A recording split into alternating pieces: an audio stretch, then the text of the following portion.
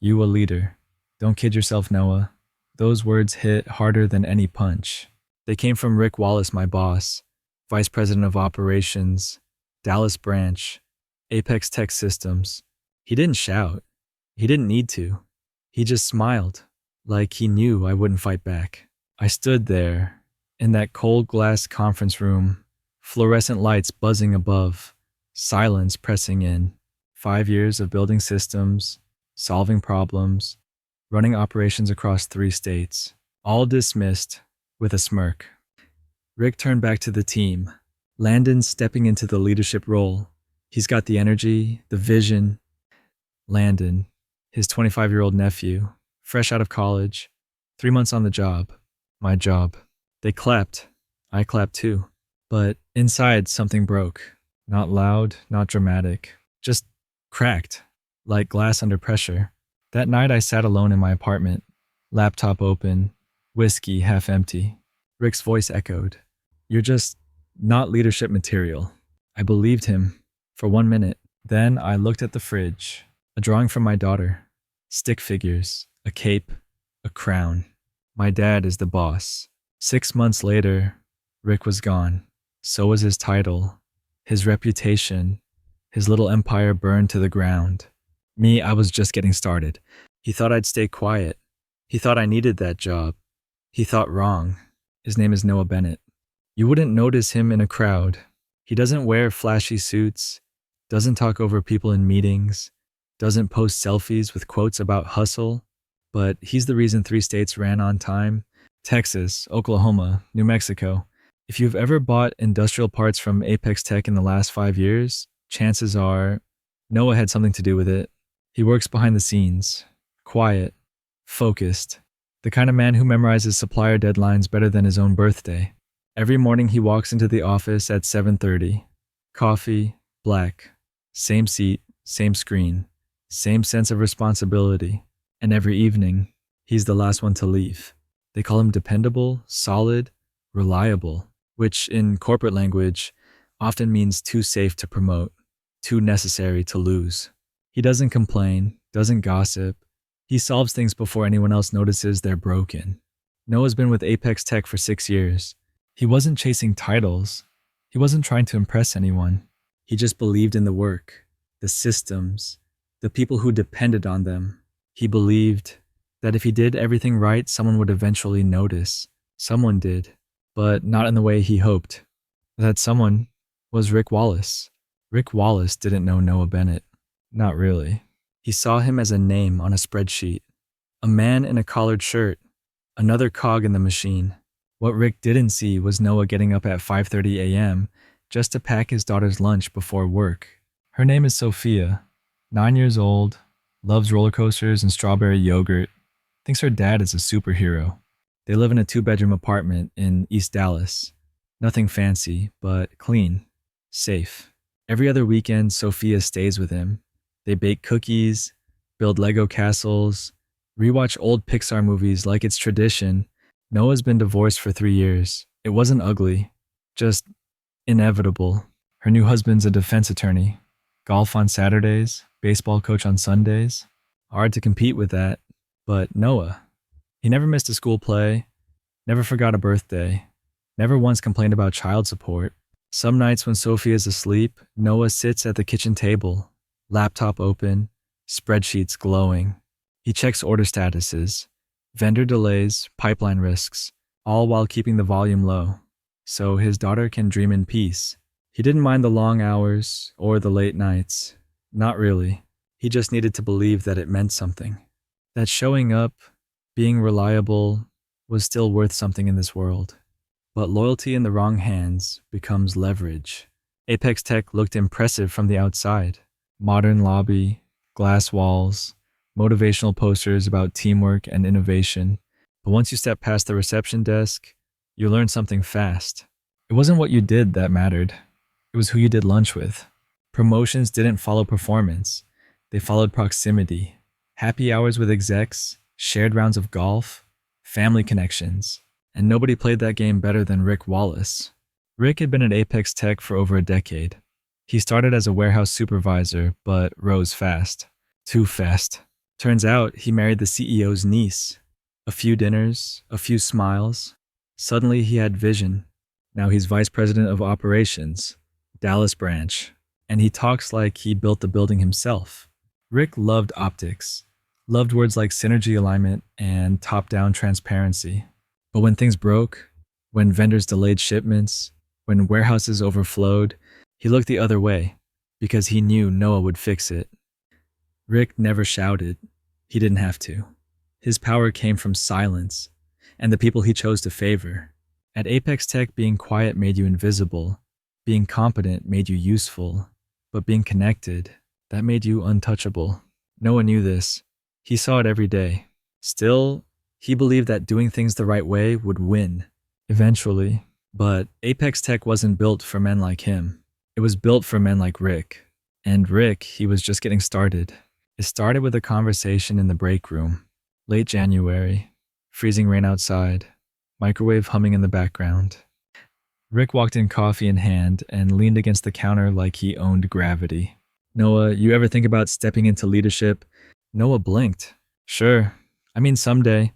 Rick nodded. "Well, someday might come sooner than you think." That was the moment. That little spark. The moment Noah allowed himself to believe maybe all those late nights meant something. Rick told him the regional supervisor, Mark Thomas, was retiring by summer. Said Noah had great instincts. Said the board liked guys who kept things stable. "Just keep doing what you're doing." Rick smiled. Big things are coming. Noah didn't tell anyone, not even Sophia. But inside, he started walking taller, working harder. He restructured the inventory system, cut shipping delays by 12%, took over 2 struggling accounts without being asked. Each week, Rick dropped more crumbs. The board noticed that Morrison contract. "Your vendor dashboard saved us last month. Keep it up. You're on the short list." Noah didn't need a title, but he needed to believe there was a ladder, that someone was watching. That good work still mattered. And Rick, he kept smiling, like he knew exactly how much hope to feed before he pulled the rug. Then came Landon. Landon showed up the first Monday of April. Pressed white shirt, designer briefcase, smile like he already belonged. Rick introduced him at the Monday huddle.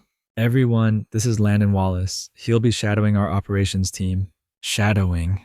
That's the word Rick used. Not hired, not reporting to, just shadowing. Landon was 25, fresh out of Stanford with a business degree and a list of questions copied from LinkedIn posts. Noah watched him nod through meeting scribble notes, ask things like, "So, what does lid time variance really mean?" The team smiled politely. Noah answered, over and over. At first, Noah didn't think much of it. Companies brought in juniors all the time. Give them exposure. Let them learn.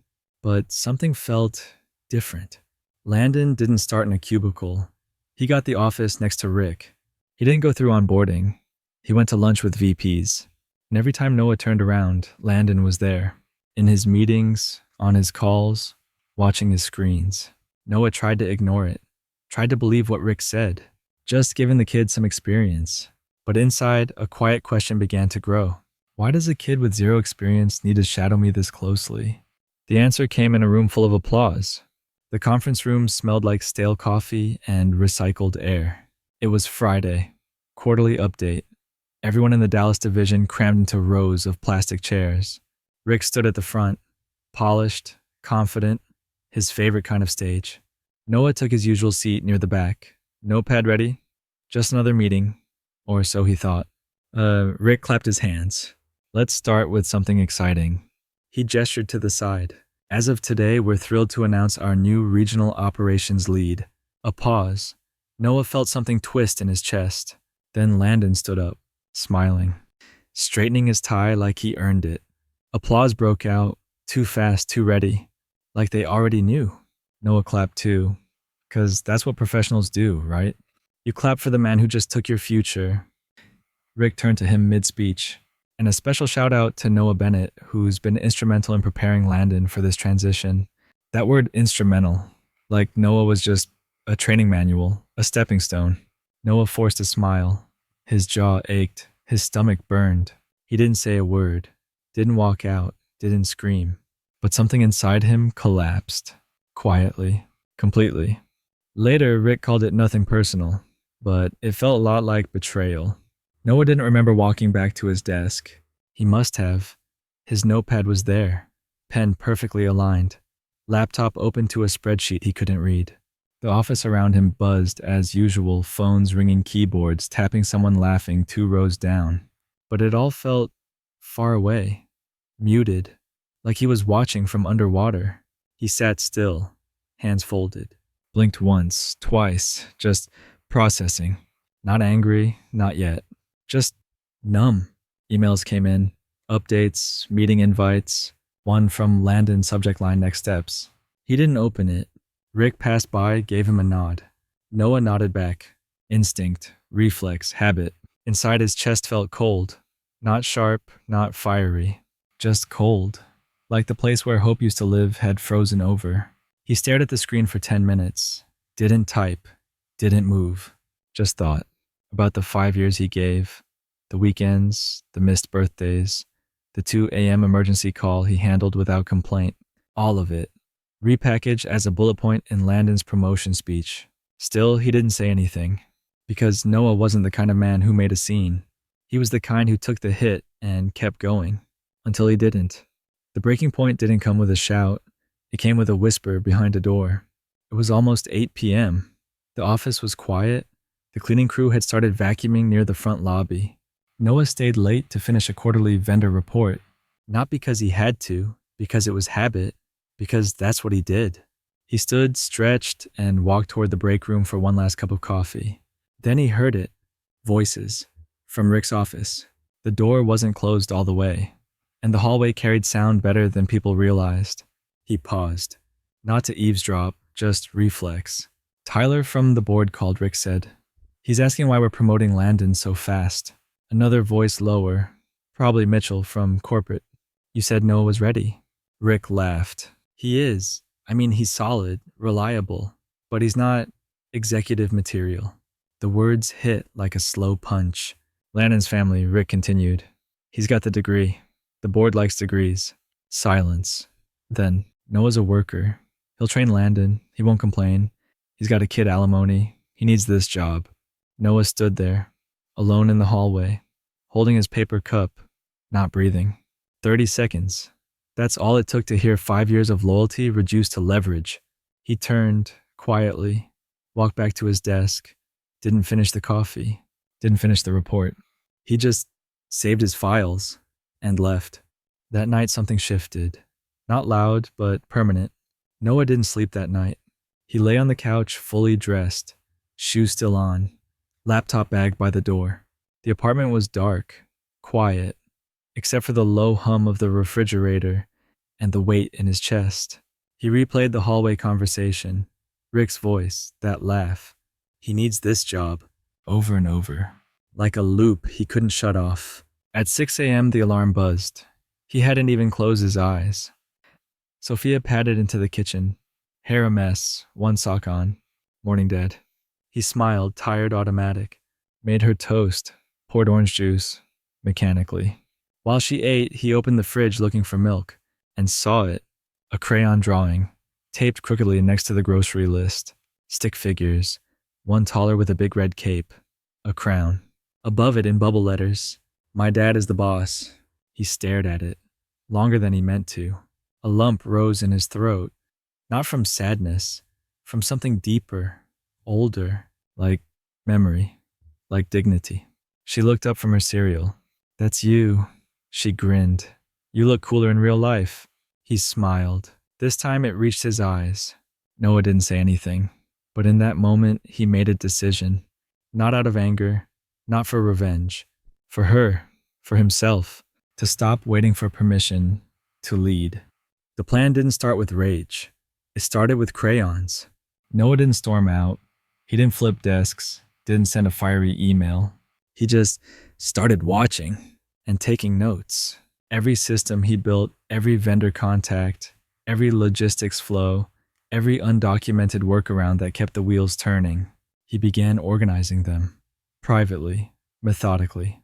Each night after Sophia went to bed, he'd sit at the kitchen table, not to answer Rick's emails, but to map out his exit. He updated his resume, quietly reached out to old contacts, sent a few feelers to recruiters he trusted. He didn't say much, just might be looking. Let's talk soon. Meanwhile, at work, he smiled when needed, nodded in meetings, helped Landon navigate systems he'd never have understood on his own. He documented everything because he knew they needed him more than he needed them. They just didn't know it yet. He wasn't planning revenge, not in the petty sense. No screaming, no sabotage, just truth. Pure, unfiltered truth delivered with timing. One day Landon asked, "Can you walk me through that Morrison account again?" Noah nodded. Of course, but in his head he was already gone. 2 weeks later, he printed his resignation letter, folded it clean, slipped it in a plain white envelope, placed it carefully in his drawer, and waited. He wasn't angry anymore. He was ready. Friday, 4:28 p.m. Most people were packing up, unplugging laptops, wishing each other a good weekend. Noah stood up, reached into his drawer, and picked up the envelope. Plain, unmarked. He walked past the copy room, past Landon's open office door. Landon waved. Noah nodded back. No words. Rick's door was open. He was laughing on the phone. Sounded relaxed. In control. Noah knocked. Rick held up a finger. Hang on, got someone here. He turned. Hey Noah, what's up? Noah handed him the envelope. No expression, just eye contact. My 2 weeks notice, he said. For a moment, Rick didn't react. Then, wait, what? He opened the envelope, scanned the letter. Twice. His smile cracked. This has to be a joke, right? Noah didn't answer. Rick stood up, pacing now. You're leaving because of Landon. Still, Noah said nothing. Rick scoffed. This is childish. You're throwing away 5 years over a title. Noah replied, calm and even. I'm moving on, that's all? Rick's voice dropped. What about your daughter? The bills. You sure this is smart? Noah looked him dead in the eye. Smarter than staying. And with that, he turned around and walked out. Rick thought silence meant weakness. He was about to find out it meant control. The call came Monday morning, 7:42 a.m. Noah hadn't even made coffee yet. Unknown number? Austin area code. He picked up. Noah Bennett. Yes. This is Rebecca Lowe, Director of Operations at Sierra Core Logistics. Pause. We heard you might be available. Sierra Core, a rising name in renewable infrastructure supply, expanding aggressively across Texas. They'd tried to poach him once before, back when he was still hoping for Rick's approval. He'd said no back then, said he was loyal. Now he listened. Rebecca was direct. We're opening a Southwest division in Austin. We need leadership, real leadership. Your name came up. Actually, your clients brought it up. That last line hit different. She continued. Morrison Industries, Copperline Electric, BSE Group, all mentioned you by name. Said they're watching where you land. Noah didn't respond right away. He didn't have to. She already knew. Let's talk numbers. The offer came in that afternoon. 30% higher base, performance bonuses, equity track, and most important, they wanted him for who he was, not who he was related to. By Tuesday, he had signed the offer letter, sent it back with a calm, simple note. Excited to build something that matters. Rick handed Landon a title. Sierra Core handed me a future. By Wednesday, the phone started ringing. Not at Sierra Core, at Noah's personal number. First came Morrison Industries. Their procurement director, Janet Morrison, didn't mince words. We heard you left Apex Tech. Please tell me you're still handling our account. Because this morning, Landon Patterson emailed me questions that make no sense. Noah paused. He's new to the process. Give it time. Janet sighed. We don't have time. You know our timelines. You know what we need when we need it. Another pause. Wherever you go, we'll follow. By end of day 3, more clients reached out, not to gossip, not to say goodbye, to ask where to transfer their contracts. Noah didn't ask for loyalty. He earned it. By solving problems at midnight, by jumping in when suppliers dropped the ball, by showing up when no one else did. Meanwhile, at Apex Tech, Rick was pacing. Meetings were getting tense. Landon was overwhelmed. Someone ordered the wrong inventory for a $2 million job. An entire delivery window was missed. Clients started ghosting. Contracts went silent. Support tickets multiplied. Rick called a team meeting. Voices were raised. Blame was thrown. Eyes turned toward Landon. And Rick, he told everyone to stay calm, but his hands were shaking. No one stole his clients. They just followed the man who never failed them. The board called an emergency meeting, 8:00 a.m. sharp, closed doors, no smiles. They'd seen the trend, revenue slipping, client complaints rising, and Landon struggling exposed. But most damning of all, internal whistleblowers, people finally speaking up. An anonymous report detailed how Landon was fast-tracked, skipped standard vetting, had no formal operations experience, and was still learning how procurement chains worked on live accounts. The board asked for documentation. There wasn't any. They asked for justification. Rick rambled. He blamed the market, the economy, even Noah. He left us hanging, Rick said. He poisoned client relationships. But then the room went quiet.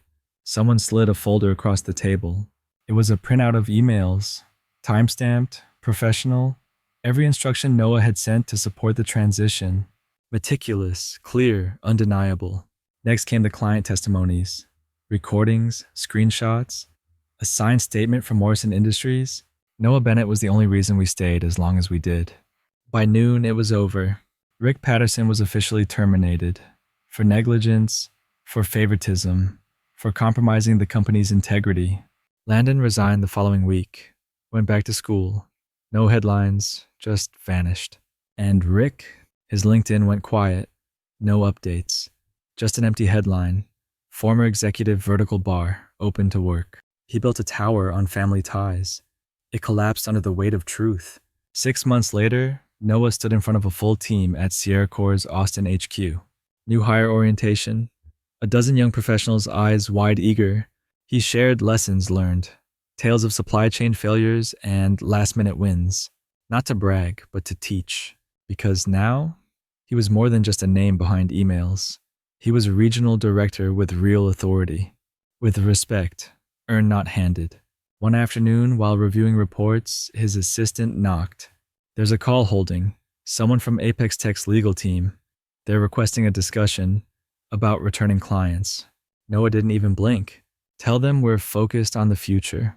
That weekend, his daughter Sophia came to visit. College brochures in her backpack, new hopes in her eyes. Over dinner, she said, I told my career counselor I want to do what you do. Build things, lead teams, make people better. Noah smiled. She saw it now. Not the man crushed by disappointment, but the man who stood back up. Later that night, as she slept in the guest room, Noah sat by the window. Austin lights shimmered. Phone buzzed with a message from Janet Morrison. Glad we followed you. You've built something solid here. He stared at the city's skyline and whispered to himself. He said I'd never be a leader, and now his legacy is gone. Mine's just beginning. Sometimes the sweetest revenge is becoming everything they said you couldn't be. Noah stood in front of the new hires at Sierra Core. 12 bright faces, full of hope, hungry to prove themselves. He didn't give them numbers, didn't walk through org charts or KPI sheets. Instead, he told them a story. His story. Not the revenge part, but the resilience part. Leadership doesn't begin with a title, he said. It begins when no one's watching and you choose to do the right thing anyway. They listened. Some nodded. One took notes like her life depended on it. After the session, Noah got an email. From Janet Morrison, subject line, you were right. Following you to Sierra Core was the best decision we made. Thank you for keeping us steady when everything else fell apart. He smiled, not out of pride, but peace.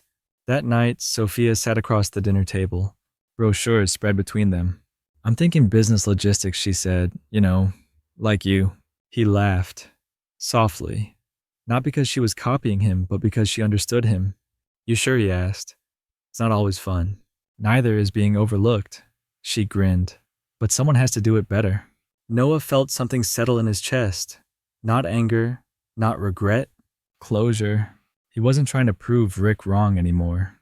He was simply becoming the man Rick never had the vision to believe in. Some legacies fade. Others finally begin. If you've ever been told you're not leadership material, if someone once looked at you and said, you're just the support, never the main story, I want you to hear this. They were wrong, and deep down you knew it. You don't need to shout to prove your worth. You don't need to tear anyone down. You just need to keep showing up, Keep building, keep learning. Let your work speak until it's loud enough that even your doubters can't ignore it. Rick thought Noah would stay quiet, that he'd fold. That fear would keep him small. But quiet people don't stay small forever. They grow roots, then rise. And sometimes they rise so high that those who look down on them can't even see where they went. So if you're in the middle of your storm, stay steady. They might not see you yet, but they will one day. And when they finally look up, when they finally ask how you did it, tell them this: I didn't get revenge by fighting. I got revenge by becoming undeniable. What they burned was your patience. What they built was your fire. And what you'll build next will make their silence echo.